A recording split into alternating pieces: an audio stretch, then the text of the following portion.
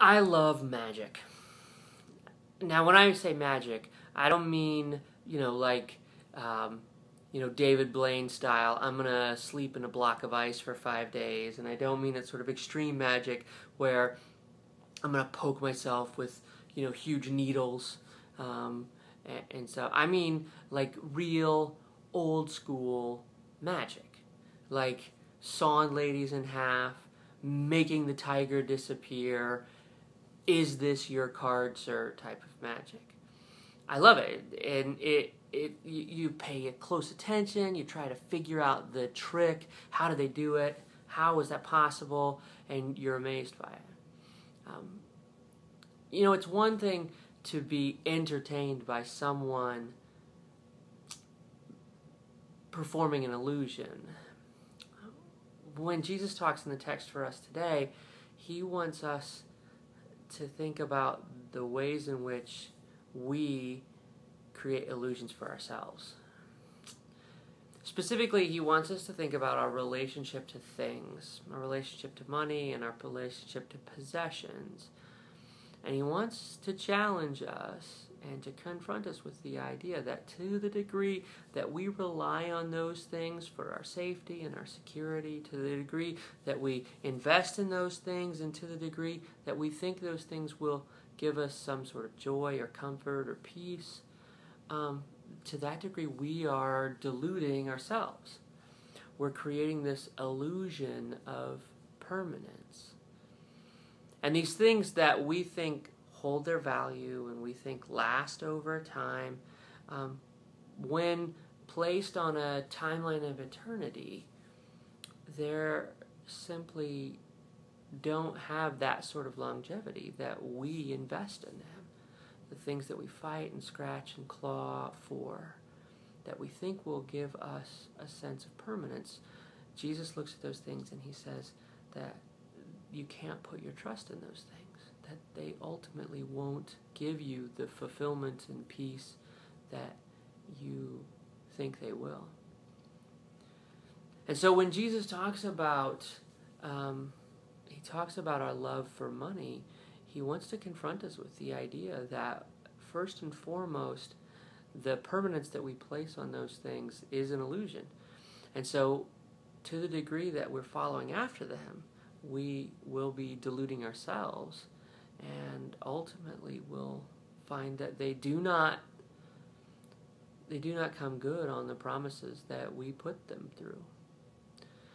The second thing, at the end of the text, not only does he confront our permanence illusion, but he confronts our allegiance division.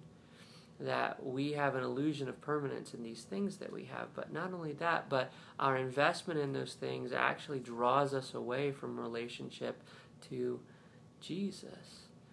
That, in fact, he is the one true source for our peace. He's the one true source for our hope and our joy. And to the degree that we invest in money and retirement accounts and houses and cars, that we're dividing our allegiance to what he is calling us to.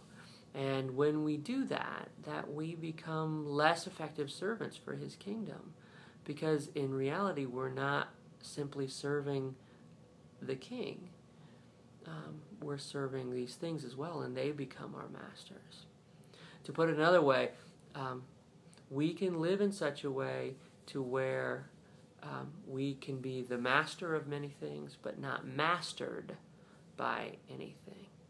And then to the degree that we submit ourselves first and foremost to Jesus, that will free us to have mastery over all the other things in our lives.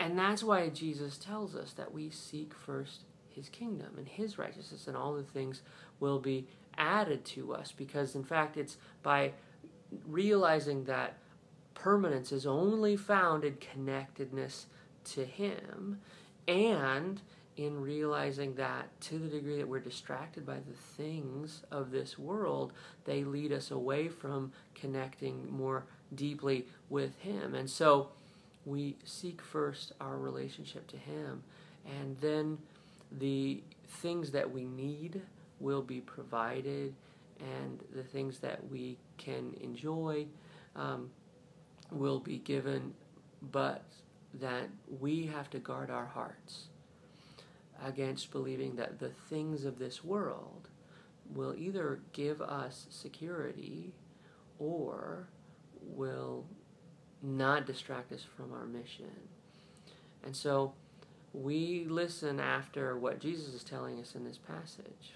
So in your group times, what I'd like you to do is go through the questions, study through the text, but really be honest with one another about the degree to which the things of this world have been distractions for you from participating fully in the coming of Jesus' kingdom. And what is it that you struggle with? What's the things of this world that are the most distracting to you? Spend some time sharing with your group, pray together, and really ask God to cause you to see things on His timeline and to see through the permanence illusion that we place around these things, and then to be able to break through this divided allegiance and be able to fully engage in His mission, regardless of the things of this world that we may be seeking after.